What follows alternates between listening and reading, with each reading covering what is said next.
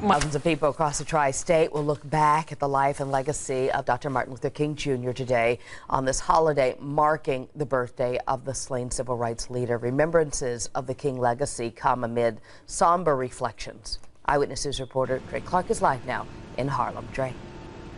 Good morning, Lori. Reverend Al Sharpton and his National Action Network will be hosting what they call Be Like King Day events. And today at 1 o'clock here at the network's House of Justice in Harlem, Mayor Bill de Blasio, along with Senator Chuck Schumer and other elected officials, will all be here for a forum. Now, this event coincides with other events happening across the city honoring the life of Dr. Martin Luther King Jr.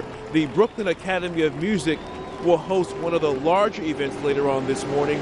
The mayor is also expected to attend that event, just as he did last year with his wife.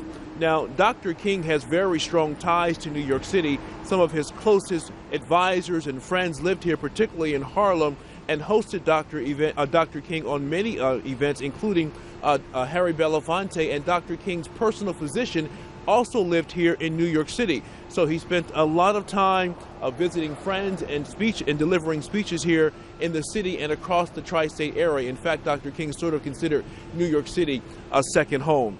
Meanwhile, Reverend Al Sharpton is catching some criticism for what he plans to do later and what he calls the spirit of Dr. Martin Luther King Jr. Reverend Sharpton, along with the family of Eric Gardner, will lay a wreath at the site where detectives Wenjin Liu and Rafael Ramos were shot and killed in Brooklyn. Now, Sharpton says that he's doing this because Dr. King would have denounced senseless violence, and he says that recent demonstrations that we've seen across the city is not a movement that is anti-police or a hate of police movement, but rather it's about social justice. But the president of the Lieutenants Benevolence Association says this is an insincere act by Al Sharpton, and he calls what he's going to do later on today nothing more than media grandstanding. We're live in Harlem this morning. Drake Clark, Channel 7.